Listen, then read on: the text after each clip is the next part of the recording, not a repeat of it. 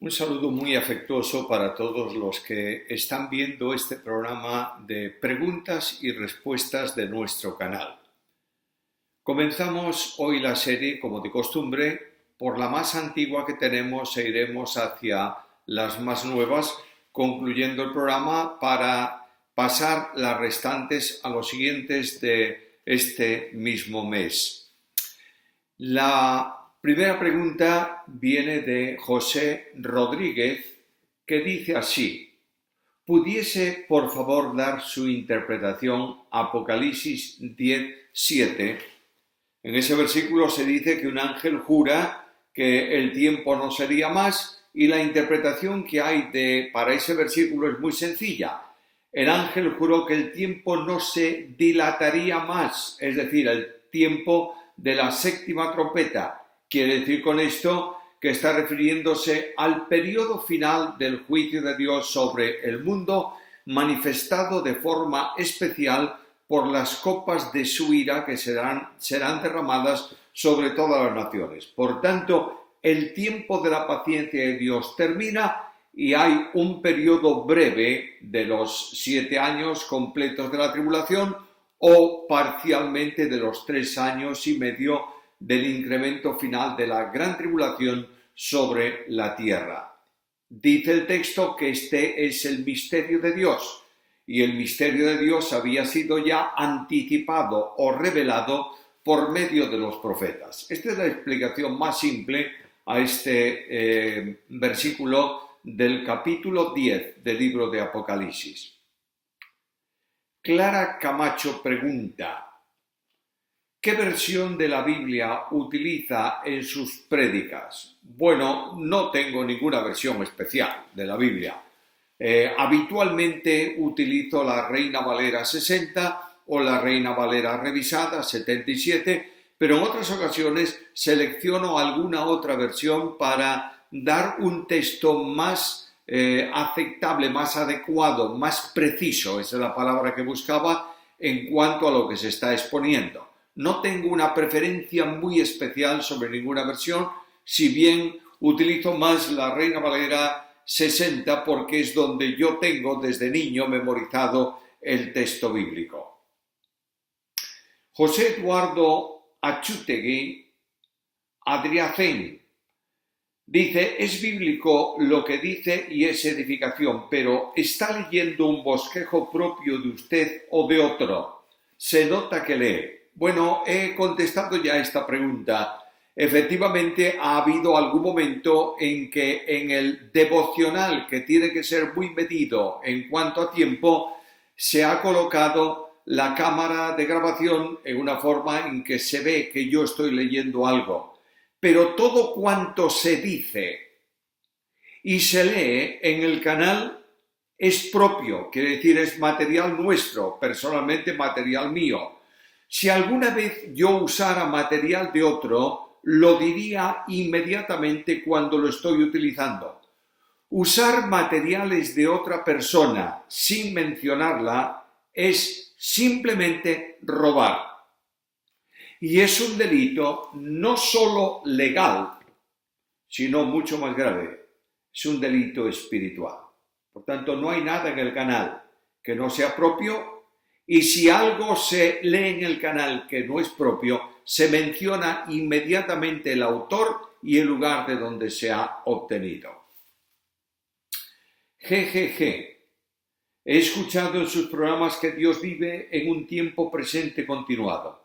Eso significa que para Dios ya se cumplió todo su programa y que para nosotros en la dimensión del tiempo cronos esos sucesos apenas se están cumpliendo. Mirad, razonar del tiempo en relación con Dios es un absurdo, porque Dios no tiene tiempo. Por eso Dios es eterno. Los tiempos corresponden siempre a seres creados por Dios. Todo cuanto Dios ha determinado que se cumpla, haciéndose o deshaciéndose, sea positivo o negativo, se cumple inexorablemente en el tiempo histórico de los hombres, en su determinado momento, como dice Pablo en Gálatas 4:4, cuando viene el cumplimiento del tiempo, pero Dios da por hecho todas las cosas. De ahí que a veces en profecía habla en tiempo pasado de algo que en el tiempo de los hombres se va a cumplir en el futuro. Noemi Lugo. El calvinismo plantea expiación limitada. ¿Cómo se explica esto? Mira, cada escuela teológica tiene sus puntos de fe a los que sujeta la interpretación y la teología. Hay textos en la Biblia que, leídos independientemente o sueltos, pueden dar pie para hablar de expiación limitada. Menciono uno de ellos.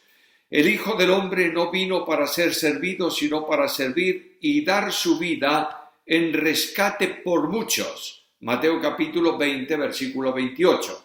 Pero de la misma manera hay muchos otros textos que hablan de una expiación plena o una expiación total. A modo de ejemplo leo el siguiente. Por esto mismo trabajamos y sufrimos oprobio, porque esperamos en el Dios viviente, que es el Salvador de todos los hombres, mayormente de los que creen. De manera que hay una salvación para todos que se hace virtual en aquellos que creen. Esto nos introduce a la reflexión de que existe una sustitución potencial por la cual Dios salva a todos los hombres, puede salvar, dispone lo necesario para salvar a todos los hombres, y una sustitución virtual que solamente es eficaz y efectiva para aquellos que creen. Jorge Iván Panecho Zuluaga. En el texto de Tesalonicenses dice que nos reuniremos con el Señor en el aire, pero ¿dónde afirma que de allí se subirá al cielo? Si la transformación es en un abrir y cerrar de ojos a la final trompeta es la última trompeta, o sea, la séptima trompeta. Primeramente, la venida de Cristo para recoger a la iglesia no es la segunda venida de Cristo. Cristo no viene a la tierra, no desciende a la tierra conforme a la promesa bíblica para recoger a la iglesia, simplemente la recoge en el aire. Los cuerpos de los que viven son transformados, los que han muerto reciben el cuerpo de resurrección y todos iremos con Cristo al lugar donde Cristo está y donde Él se encuentra con la iglesia, que técnicamente, de una forma genérica, se llama el cielo. Por tanto, los creyentes recogidos son llevados al cielo, lo mismo que los que mueren en el tiempo actual. El apóstol Pablo dice que prefiere partir del cuerpo y estar presente con Cristo, lo cual es muchísimo mejor. Quiere decir que en el tiempo intermedio entre el arrebatamiento y la segunda venida, nosotros estaremos donde está el Señor. Si donde está el Señor lo llamamos el cielo, nosotros estaremos en el cielo, porque la segunda venida de Cristo se produce cuando el Señor, descendiendo del cielo con sus santos, ponga los pies sobre el monte de los olivos y comience el tiempo de su permanencia aquí en la tierra. El mismo Jorge Iván pregunta, en Apocalipsis se habla de un tiempo de 42 meses, o sea, 3 años y medio. Hace Apocalipsis mención de los 7 años de tribulación. Haga mención directamente de los 7 años de tribulación o no lo haga, la realidad es que ese periodo está en la profecía del Antiguo Testamento, por ejemplo, en el libro de Daniel, en las 70 semanas, y también en las referencias que Cristo hace sobre los tiempos del fin en su ministerio en Mateo capítulo 24, capítulo 25. Si en Apocalipsis se mencionan 3 años y medio de un periodo, no hay duda ninguna que el restante periodo son 3 años y medio más. Por tanto, Apocalipsis de forma directa o indirectamente está mencionando el periodo de los 7 años que durará lo que se llama la tribulación. Nuevamente, Jorge Iván Panecho dice, si los que resucitan durante el rapto son los que murieron en Cristo y los que participan de la primera resurrección son, según Apocalipsis 24:5, las almas de los decapitados durante la tribulación. Y el texto continúa diciendo que los que participan de la segunda resurrección no volvieron a vivir. Entonces, hay 3 resurrecciones, la de los creyentes muertos en Cristo y arrebatados, la de las almas de los decapitados durante la tribulación y los que resucitarán para ser condenados.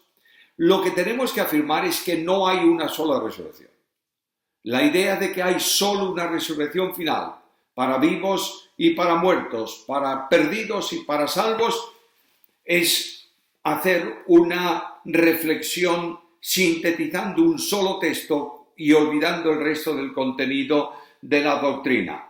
No hay duda ninguna que la Biblia habla de un programa de resurrecciones. Entre otras personas, el apóstol Pablo, cuando dice así en primera carta a los Corintios, capítulo 15, versículo 23, pero cada uno en su debido orden, Cristo, las primicias, luego los que son de Cristo en su venida, después el fin. Por tanto, ahí hay ya un programa en donde hay 3 resurrecciones. Hay que investigar la profecía y encontraremos ese programa bien establecido, de lo que no tenemos tiempo ahora en este ministerio del canal para responder preguntas y cuestiones que nos son enviadas.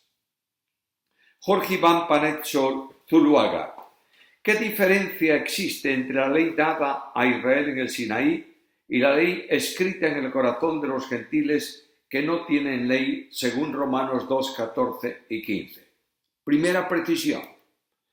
En ningún lugar de la Biblia se dice que Dios escribió la ley en el corazón de los gentiles. Dice que escribió la obra de la ley. Es decir, Dios ha impreso en la conciencia del hombre natural lo que es bueno y lo que es malo.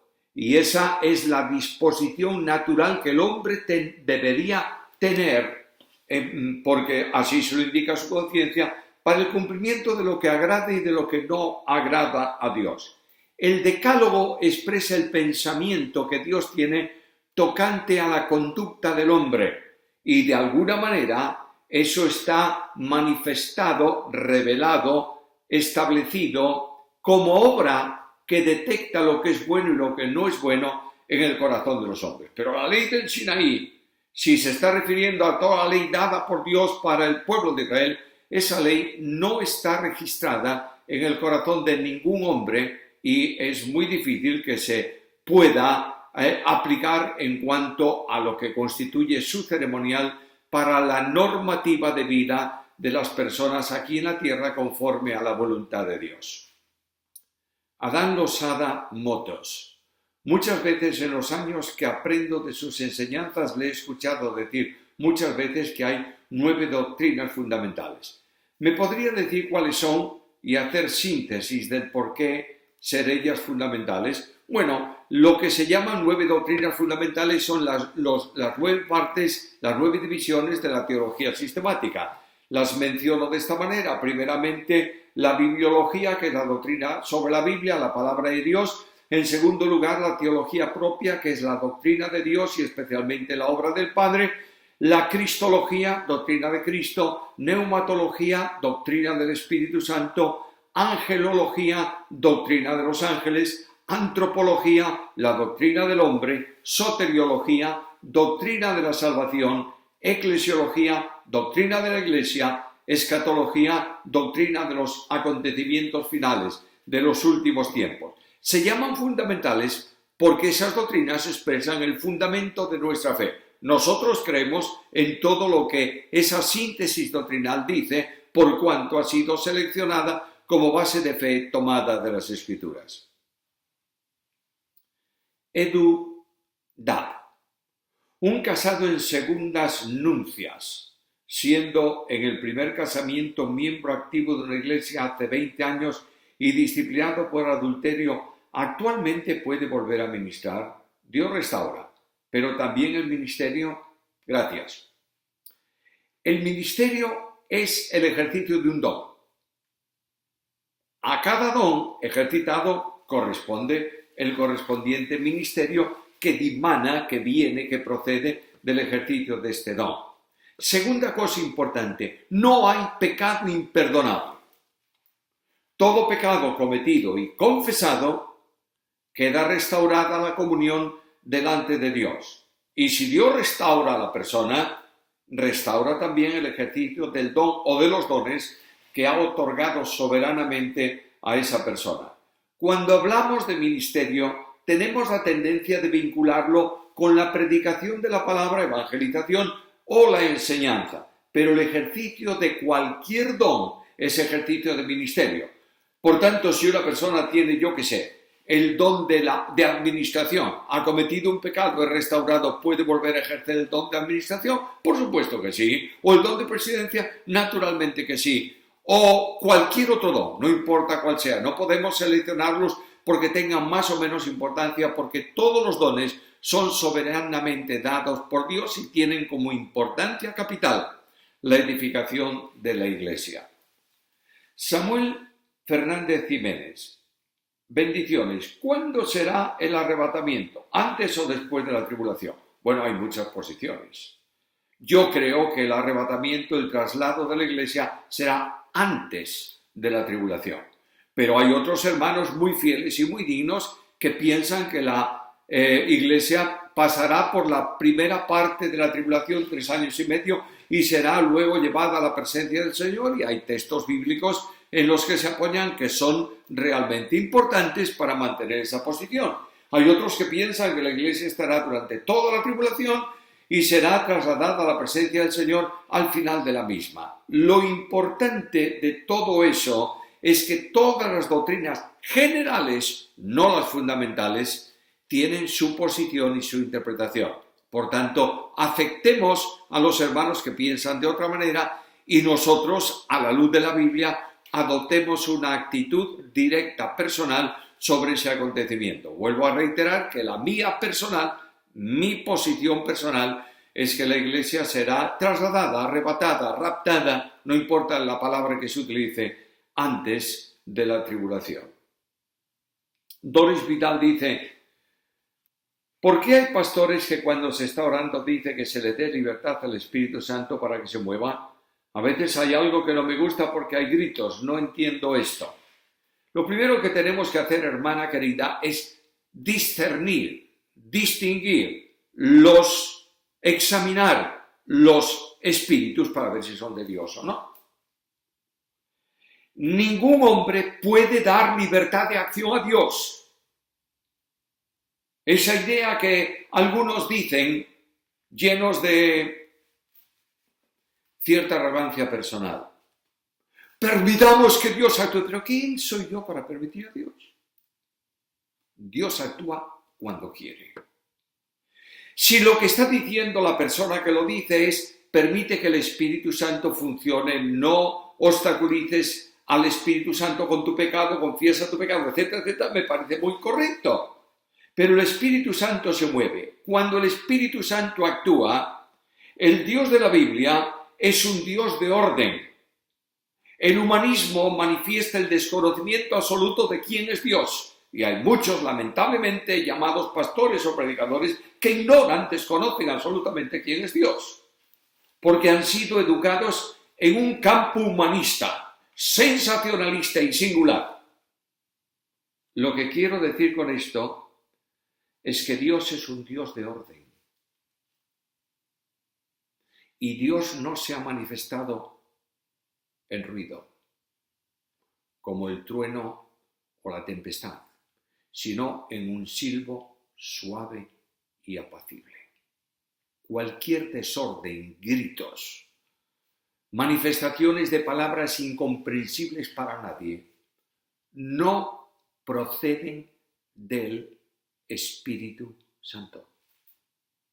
Por tanto, investiguemos de qué tipo de espíritu viene esa manifestación. Jonathan Farias, ¿cuál es la diferencia del dispensacionalismo con la hermenéutica dispensacional? ¿Podría usted, Dios mediante, darnos un seminario de teología sistemática? Respondo a la primera pregunta. Dispensacionalismo es un sistema establecido sobre una hermenéutica dispensacional, pero es un sistema, de ahí que dentro del dispensacionalismo haya distintas posturas, distintas posiciones. Todos los sismos y los istas son problemáticos. Paternal es bueno, paternalista es malo. Dispensacional, correcto, es una hermenéutica consonante con la Biblia. Dispensacionalismo es una posición humana o teológica en relación con la hermenéutica. Por tanto, es una posición frente al análisis del texto bíblico. En cuanto, eso es lo que distingue, dispensacionalismo, una posición, hermenéutica dispensacional, un sistema de estudio y de interpretación de la Biblia.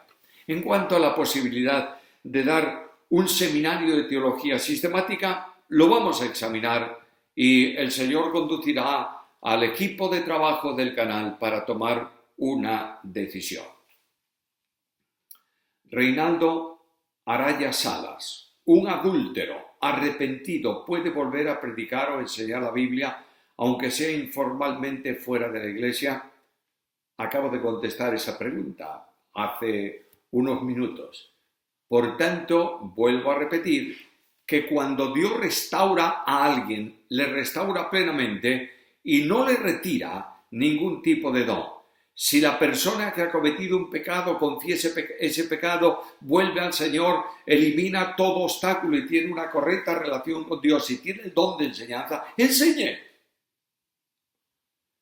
La enseñanza de la Biblia no está vinculada a la iglesia, bien sea conjunto de congregación, mucho menos el edificio, porque la iglesia está presente también en una casa particular, donde 2 o 3 se reúnen, el Señor está allí. Quiero decir con esto que la enseñanza de la Biblia en el ejercicio del don de pastor o de maestro o de pastor maestro, si se considera uno solo, está libremente permitido para toda persona que está en plena comunión, en correcta comunión con el Señor. Bruno Isla. Entiendo que los testigos de Jehová son considerados una secta al tergiversar las enseñanzas doctrinales del cristianismo. ¿Es así? Dado que niegan que Jesús es la segunda persona de la deidad, entonces no pueden ser salvos. Indudablemente, los testigos de Jehová son una secta.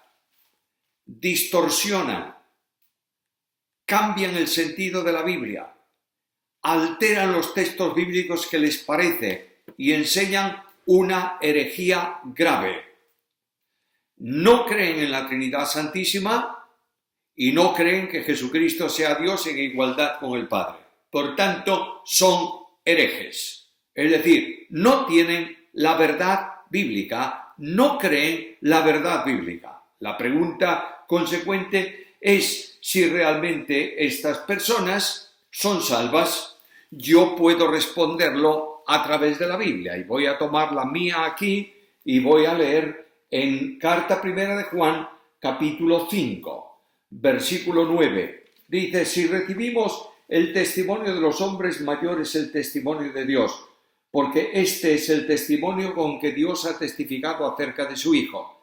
El que cree en el Hijo de Dios tiene el testimonio en sí mismo. El que no cree a Dios le ha hecho mentiroso, porque no ha creído en el testimonio que Dios ha dado acerca de su Hijo.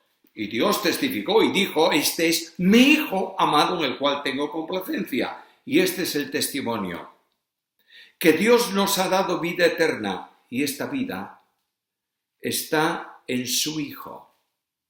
El que tiene al Hijo de Dios tiene la vida. El que no tiene al Hijo de Dios no tiene la vida. La respuesta está dada por la Biblia. Quien no cree que Jesucristo es Dios, Hijo eterno de Dios, no tiene salvación. Porque el único Salvador entre Dios y los hombres es Jesucristo, hombre. Y la vida eterna es que te conozca a ti, el único Dios verdadero, y a Jesucristo a quien tú has enviado. Y que entiendan que el Hijo está en el Padre y el Padre en el Hijo. Y que sepan que yo y el Padre, dice Jesús, somos uno. Y que Cristo dijo, como tú en mí y yo en ti, así nosotros en ellos, para que sean perfectos en unidad. Por tanto, los herejes, llamados en este caso testigos de Jehová, predican un falso Cristo. Y si Cristo no es Dios, no ha podido sustituirme, no tengo perdón de pecados, no tengo vida eterna. Feliberto Vázquez Rodríguez. En su comentario a Gálatas 6:16 usted dice que el Israel de Dios es la Iglesia, algo que compromete su escatología. Hay muchos dispensacionalistas que ya han respondido a esa afirmación satisfactoriamente. ¿Por qué no consultar más libros y sermones para así no cometer este tipo de errores? Muchas gracias. Por dos cosas. Primeramente, porque además de la Biblia has consultado a muchos libros y a muchos autores. Y para ti, ellos han dado la respuesta que es correcta. Yo quiero decirte que en la epístola, en donde estás tomando el versículo Gálatas 6, hay un núcleo central que desarrolla el pensamiento y que vincula a los salvos, sin excepción, gentiles y judíos de la misma manera. Así, en el capítulo 3, he tomado nota de esto para no equivocarme, en el capítulo 3, versículo 7, los hijos de Abraham son los descendientes que comparten con él un principio de vida, no una estirpe familiar, y son todos los creyentes. En capítulo 3, versículo 9, los descendientes de Abraham son bendecidos por el hecho de alcanzarles la bendición que Dios le había prometido. Por tanto, con todo énfasis enseña que estos que son bendecidos en el creyente Abraham son los de la fe, es decir, también los de la Iglesia. Capítulo 3, versículo 14. La bendición alcanza a los gentiles en Cristo Jesús, esto es, a los que creen en Él y reciben el Espíritu, judíos y gentiles. En el capítulo 3, versículo 16, la simiente de Abraham, en donde se alcanzan las bendiciones, es Cristo, de modo que quien está en Cristo es heredero de las promesas y descendiente en la línea de promesa de Abraham. En el capítulo 3, versículo 16, la promesa fue hecha a Abraham y a su simiente, no en plural, sino en su singular, es decir, a Cristo. Por tanto, quien está vinculado a Cristo está en la bendición de la promesa vinculado con Abraham.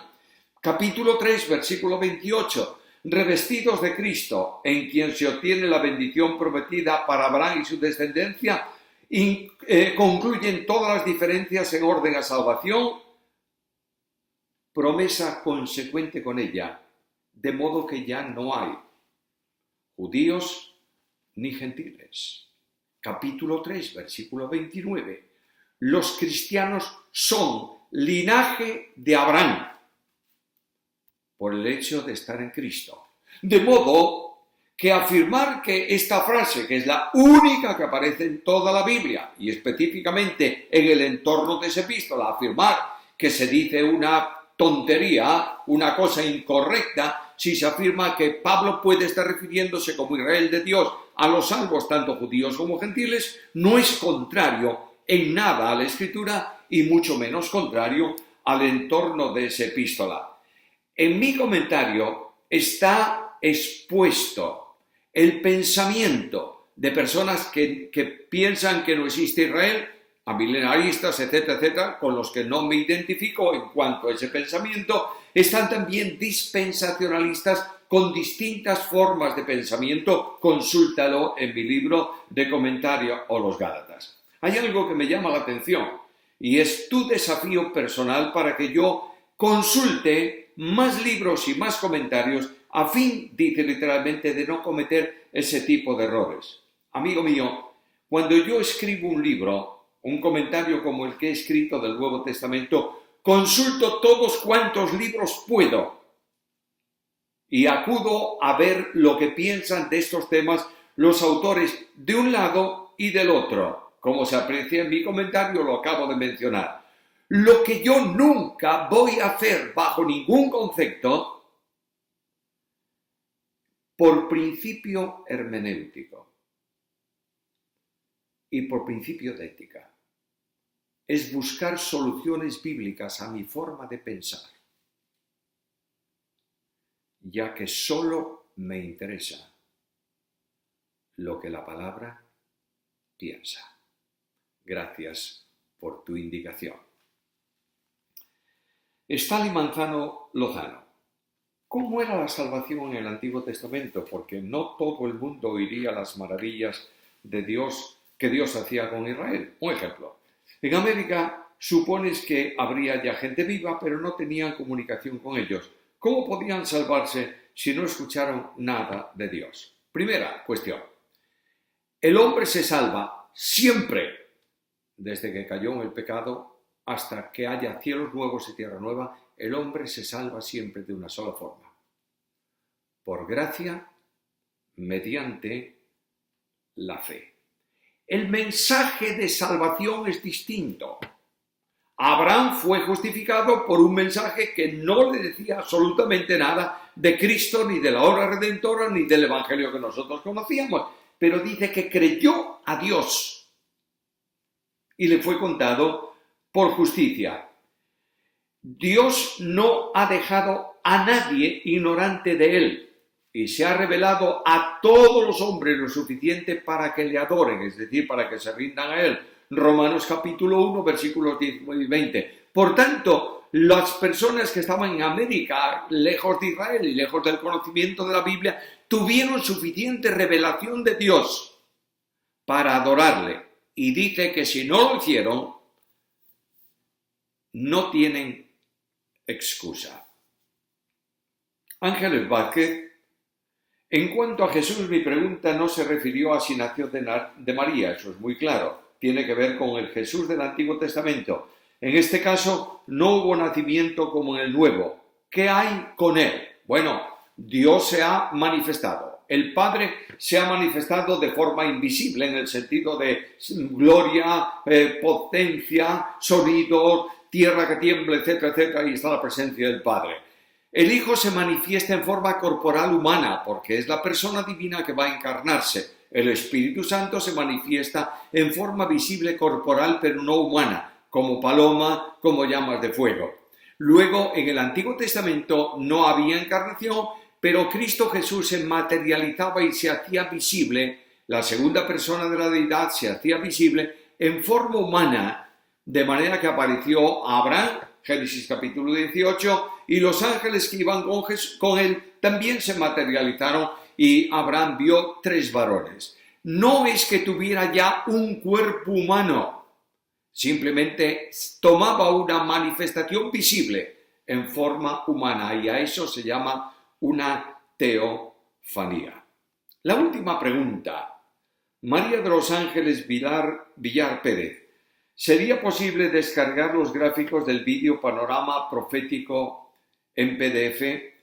Hermana, los vídeos están puestos en el canal para que sean utilizados todas las veces que sean necesarios. De modo que cada vez que tú quieras ver los vídeos, verificar los vídeos, analizar los vídeos, puedes abrir el canal y entrar ahí y los tienes a tu disposición. Pero lo que no podemos, por muchas razones, es colocarlos, ponerlos en PDF y hacerlos circular de cualquier forma, en cualquier lugar y de cualquier manera.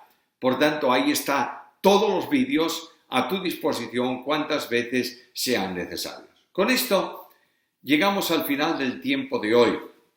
Quiero volver a agradecer vuestra paciencia, vuestra atención y solamente pido al Señor que estas respuestas en su mano sirvan de ayuda para la reflexión personal y para un conocimiento mayor o mejor o más específico, más puntual de la palabra de Dios. Supongo que para algunos por lo menos esto les es de bendición.